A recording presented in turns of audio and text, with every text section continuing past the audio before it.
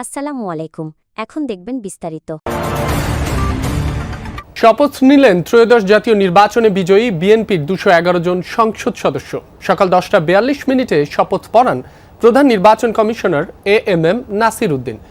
সংসদ ভবনের শপথ কক্ষে আয়োজিত শপথ অনুষ্ঠান শুরুর আগে কক্সবাজার 1 আসনে বিএনপির নির্বাচিত সাংসদ সদস্য সালাউদ্দিন আহমদ বলেন, তারা কেউ সংবিধান সংস্কার পরিষদের সদস্য হিসেবে নির্বাচিত হননি, তাই জাতীয় সংসদে সাংবিধানিকভাবে গৃহীত হলে এ বিষয়ে পদক্ষেপ নেওয়া হবে বলে জানান তিনি। দলীয় চেয়ারম্যানের পক্ষ থেকে এই সিদ্ধান্ত বলে জানান সালাউদ্দিন আহমদ। আসসালামু আলাইকুম, আপনাদেরকে আন্তরিক অভিনন্দন। সংসদ সদস্য নির্বাচিত হইয়া শপথ বা দৃঢ়ভাবে ঘোষণা করিতেছি যে পরিচালনা করবেন সংবিধান অনুযায়ী 148 আর্টিকেল 2A অনুসারে স্পিকার এবং ডেপুটি স্পিকার অথবা তাদের মনোনীত প্রতিনিধি কর্তৃক 3 দিনের মধ্যে যে শপথ করানোর বিধান রয়েছে সেটা পার হয়ে যাওয়ার পরে পরবর্তী 3 দিনের প্রথম দিনে সাংবিধানিকভাবে সিইসি প্রধান নির্বাচন কমিশনার এম্পাওয়ার্ড ক্ষমতাপ্রাপ্ত হয়ে তিনি আজকে শপথ পরিচালনা করবেন। বিধায় আমরা সদস্যদের শপথ পত্র বা ঘোষণাপত্র এই সাদাটাতে আমরা দস্তখত করব শপথ নেয়ার পরে। এখানে আপনাদেরকে বলা হয়েছে আমি ... জায়গায় নিজের নাম লিখবেন এবং এখানে সংসদ সদস্যদের আসন, জাতীয় নাম্বার এবং জেলার নাম্বার। সাপোজ আমার নাম্বার হচ্ছে 294 কক্সবাজার 1, সেটা লিখতে হবে। এখানে নিচে আছে নির্বাচনী এলাকার নম্বর, স্বাক্ষর এই জায়গায়। এর বাইরে আরেকটি এই স্কাই, এটা সবুজ না স্কাই, নীল কালার যে ফর্মটা আছে এটা সংবিধান সংস্কার পরিষদ সদস্যদের শপথ ফর্ম। আমরা কেউ সংবিধান সংস্কার পরিষদের সদস্য হিসেবে নির্বাচিত হইনি এবং সংবিধানে এটা এখনো ধারণ করা হয়নি। গণভোটের রায় অনুযায়ী সংবিধান সংস্কার পরিষদ গঠিত হলে সেটা সংবিধানে আগে ধারণ করতে হবে এবং সংবিধান সংস্কার পরিষদের সদস্যকে কে শপথ নেয়াবেন সেটা বিধান করতে হবে এবং কোন এরকম ফর্ম এটা সংবিধানে নেই। এই ফর্মটি 3য় তফসিলে আছে, সাদাটা এইরকম। তখন একটা ফর্ম সংবিধানের 3য় তফসিলে আসবে, সেগুলো সাংবিধানিকভাবে জাতীয় সংসদে গৃহীত হওয়ার পরে তখন জাতীয় সংবিধান সংস্কার পরিষদের সদস্যদের শপথ নেয়ার বিধান করা যাবে। বিধায় আমরা এখন সাংবিধানিকভাবে এই পর্যন্ত আমরা এসেছি, আমরা সংবিধান মেনে এই পর্যন্ত চলছি এবং আশা করি সামনের দিনেও চলব। আমি মাননীয় চেয়ারম্যানের নির্দেশে ওনার উপস্থিতিতে আপনাদেরকে এই দর্শক, সংবাদের শুরুতেই যেমনটি জানাচ্ছিলাম, শপথ নিয়েছেন বিএনপির 211 জন সংসদ সদস্য। শপথ পাঠ অনুষ্ঠান তো শেষ হলো, এখন কি আনুষ্ঠানিকতা চলছে সংসদে, পরবর্তী কার্যক্রম কি, বিস্তারিত জানাবেন।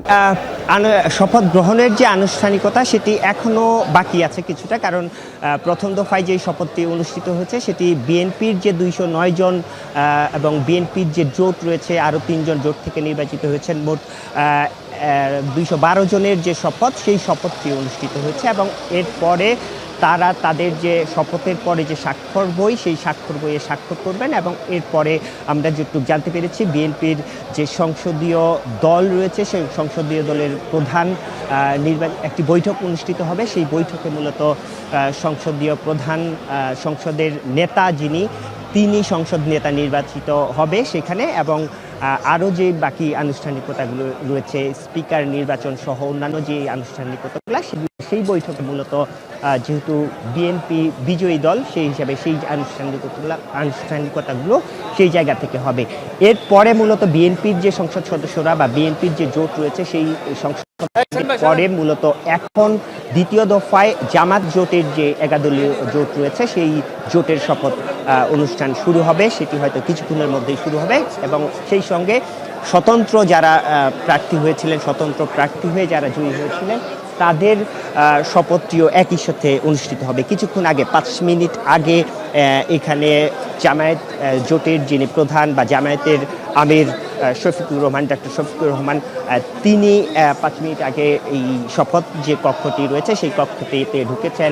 কিছুক্ষণ আগে আমরা আরও 2 মিনিট আগে আমরা এখানে ঢুকতে দেখলাম স্বতন্ত্র ব্রাহ্মণবাড়িয়া থেকে যিনি নির্বাচিত রুমিন ফারহানা, ব্যারিস্টার রুমিন ফারহানা, তিনি ঢুকেছেন। অর্থাৎ পরবর্তী ধাপের অর্থাৎ যারা বিরোধী জোট রয়েছে জামাত সহ 11 দলীয় জোটের 68 সহ এবং এনসিপি সহ অন্যান্য যে জোটের যারা প্রার্থী রয়েছেন মোট 76 জন যে সদস্য রয়েছেন এবং পাশাপাশি যারা স্বতন্ত্র নির্বাচন করে জয়ী হয়েছেন তাদের শপথ অনুষ্ঠিত হবে এবং সেই শপথের আনুষ্ঠানিকতা যে জায়গাটি, সেই আনুষ্ঠানিকতার জায়গাটি এখন শুরু হয়েছে। হয়তো অল্প কিছুক্ষণের মধ্যেই সেই শপথটিও অনুষ্ঠিত হবে এবং আপনি নিশ্চয়ই জানেন যে আজকে 2টি শপথ অনুষ্ঠিত হওয়ার কথা রয়েছে। অর্থাৎ জাতীয় সংসদ সদস্য হিসাবে এসেছেন, তাদের সঙ্গে আমার কথা হয়েছিল, তাদেরকে জিজ্ঞেস করা হয়েছিল, তারা সেই বিষয়টি নাকচ করে দিয়েছেন, শপথ না নেওয়ার বিষয়টি বলেছেন।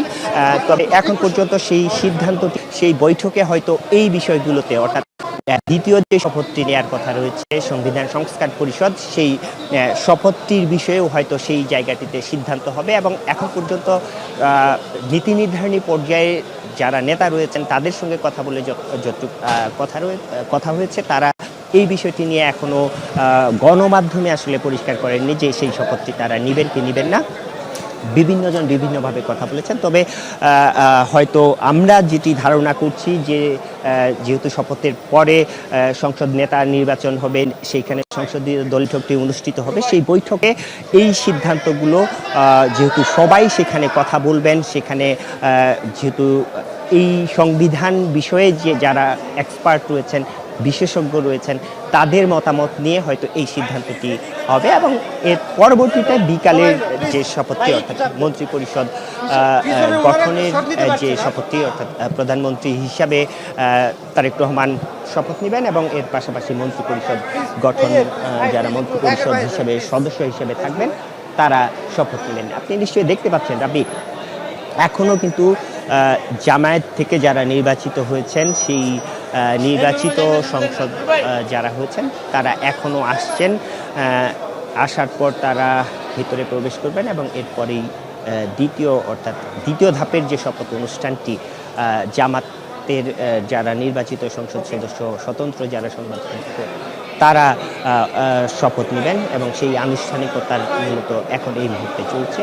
সংসদ সদস্যরা জামাত থেকে যারা নির্বাচিত তারা সংসদের যে শপথ কক্ষটি রয়েছে সেই সংসদের শপথ কক্ষে প্রবেশ করছেন একে একে এবং জামাতের যে আমির ডক্টর শফিকুর রহমান তিনি এসছেন এবং এটি নিঃসন্দেহে বলা যায় যে গত 17 বছর ধরে বিএনপি বারবার যেটি বলে আসছিল যে গণতন্ত্রের উত্তরণের পথে যে তাদের সংগ্রাম যাত্রা, সেই সংগ্রামের বলা যায় যে আজকে এই শপথ অনুষ্ঠানের মধ্য দিয়ে সেই গণতন্ত্রের